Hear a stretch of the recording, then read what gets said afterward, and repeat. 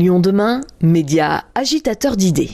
L'Institut départemental de l'enfance et de la famille accueille des enfants de 0 à 18 ans et des futures ou jeunes mères en situation d'urgence. Chaque année, environ 1000 enfants arrivent à l'IDEF sur décision judiciaire ou à la demande des parents. Les professionnels de la structure accompagnent les enfants au quotidien et préparent en lien avec les travailleurs sociaux une orientation adaptée. Retour à la maison, famille d'accueil ou établissement spécialisé. Les pensionnaires de l'IDEF prennent part durant leur séjour à des projets culturels. Christophe Marteau est le directeur de l'IDEF à Bron. C'est le nom de l'unité qui accueille en fait les activités de jour, tout ce qui est autour de la scolarité pour des enfants qui sont déscolarisés, la culture, le loisir, le sport, et qui prend en charge les enfants à la journée de 9h à 17h pour les ouvrir sur d'autres pratiques, d'autres activités, principalement pour ceux qui sont déscolarisés. Et le mercredi pour ceux qui ne vont pas à l'école, du coup il y a aussi ces activités-là qui sont organisées. Qu'est-ce que ça leur apporte concrètement ? Ça leur apporte surtout d'abord une occupation qui soit intelligente, entre guillemets, parce que c'est vrai que si on laisse les enfants un peu libres, on connaît leur propension à rester devant la télé ou à être avec leur portable. Et l'idée, c'est vraiment de les accompagner sur d'autres activités, leur faire découvrir des sports qu'ils ne connaissent pas, leur faire découvrir la culture via le théâtre, via le spectacle vivant, via la peinture, via la photographie. Et du coup, c'est aussi leur montrer que leur vie ne se résume pas à une succession de placements ou de déplacements d'un endroit à un autre, et qu'ils peuvent aussi trouver un intérêt dans une activité. On a des enfants qui ont découvert la photographie, par exemple, qui découvrent des talents de photographe ou des envies de photographie. Et rien que pour ça, pour nous, c'est déjà une petite victoire, parce qu'ils ont trouvé un centre d'intérêt, et puis ça leur permet aussi de dépasser leurs difficultés, de dépasser leur quotidien qui est effectivement difficile. C'est une ouverture aussi à la culture, essentielle pour les enfants ? Oui, pour des enfants qui, la plupart du temps, ont très très peu accès à la culture. Ça se limite souvent à des programmes télévisés ou à des réseaux sociaux ou à des choses sur Internet, mais qui les ouvrent pas complètement, en tout cas pas, à mon sens, pas suffisamment sur d'autres vecteurs, d'autres médias. Et c'est vrai que ce qu'on leur apporte, avec en plus une prise en compte adaptée à ce qu'ils peuvent faire, leur permet effectivement de découvrir des choses. Pour certains, jamais n'avaient joué sur une scène. Aucun enfant n'a imaginé qu'on pouvait il y avait un technicien du son, un technicien de la lumière, que les comédiens répétaient, qu'on pouvait écrire des textes, etc. C'est une vraie découverte d'un autre monde. Finalement, c'est un moment qu'ils attendent ? De prime abord, non, ils ne l'attendent pas, parce qu'ils ont beaucoup de mal à pouvoir se projeter sur ce type d'activité. Pour autant, une fois qu'on les a accrochés, une fois qu'ils sont dedans, c'est un vrai plaisir pour eux, c'est un vrai plaisir pour nous de les voir s'épanouir dans ce type d'activité. Le plus dur, c'est de passer le cap de oui, je suis prêt à y aller, je suis prêt à participer, parce qu'au départ, souvent, c'est un refus, ça m'intéresse pas, j'y connais rien, c'est pas pour moi, je préfère aller faire autre chose. En 2021, avec la compagnie de théâtre Zéotrope, 25 jeunes de 3 à 18 ans ont participé à la production de 3 spectacles autour de thématiques suggérées par les enfants eux-mêmes, comme la nature ou la mode. Sandrine Cuvier est la directrice de la compagnie Zéotrope.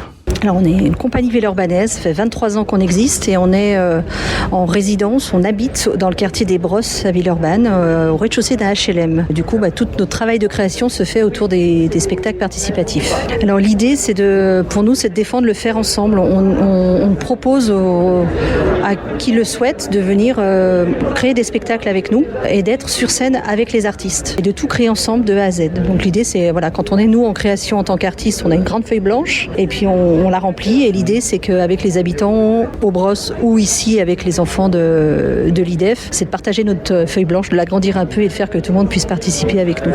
Alors justement, quel est votre public ? Alors à l'IDEF, c'est un public lié à la protection de l'enfance, ce sont des enfants placés qui sont à l'IDEF, qui arrivent de façon urgente, puisque l'IDEF est un foyer d'urgence avec plein de problématiques différentes liées à leur placement. Ce sont des enfants généralement qui vont entre 3 ans à 17 ans. Et on a des groupes, nous, quand on travaille avec un groupe à l'IDEF, on a généralement un groupe de 10, 12 enfants adolescents, et on demande à ce que ça soit transversal dans l'âge, et donc ça commence vers 4 ans, 3-4 ans, on a eu 2 ans et demi une fois, jusqu'à 17 ans. Voilà, l'idée c'est d'avoir tous les âges représentés. Alors vous leur proposez quoi ? Un programme sur une semaine, c'est ça à peu près ? Ouais, on a une semaine pour construire un spectacle, pour imaginer un spectacle, créer le spectacle, l'écrire, le répéter, le jouer, construire les éléments de décor s'il y a besoin, les accessoires de A à Z. Donc tous les après-midi, vendredi. Et dans le spectacle, il y a de la musique, il y a de la chanson. Donc généralement, ça se finit en chanson, parce que ça donne du peps au spectacle. Et puis, il y a tout ce qu'on fabrique aussi, parce que le théâtre, ce n'est pas seulement être sur scène et jouer, c'est aussi des décors, du son, alors de la lumière. Là, on peut pas trop travailler la lumière, quoique avec les ombres chinoises, on l'a fait. Mais voilà, c'est plein d'autres métiers, et c'est aussi de leur faire découvrir que c'est à la fois passionnant et à la fois pas si compliqué que ça quand on a juste envie de le faire et qu'on est tous ensemble pour le faire. Notre principal discours avec les enfants, c'est que c'est un travail de groupe. C'est-à-dire qu'on a besoin de tout le monde et que si à un moment donné, il y en a un qui veut plus, en fait, ça va être compliqué de faire le spectacle. L'idée, c'est de démystifier le théâtre et puis de faire que ces enfants qui sont vraiment en difficulté, alors scolaires, difficultés de rapport avec l'adulte, plein de difficultés, encore une fois, on va dire normales dans le cadre, dans leur situation, et ben ça aide aussi à apaiser les choses. C'est-à-dire que travailler avec des artistes adultes qui sont pas des éduques, qui sont pas leurs parents, qui sont pas, ça leur montre d'autres comportements, d'autres relations avec les adultes. Pour ceux qui ont des problèmes d'apprentissage, on écrit les textes en fonction, donc des fois ils ont pas le texte, mais on leur fait répéter à côté. Enfin voilà, on trouve les solutions, encore une fois, pour les mettre en valeur. L'objectif principal, c'est de créer un spectacle et de mettre en valeur chaque enfant qui participe au spectacle. C'est vraiment l'idée maîtresse du projet, c'est qu'ils soient contents, fiers à la sortie de la représentation le vendredi. Est-ce que ça suscite des vocations ? Pour le coup, à l'IDEF, on les voit pas très longtemps. Il y en a certains qui m'ont demandé comment on faisait ce métier.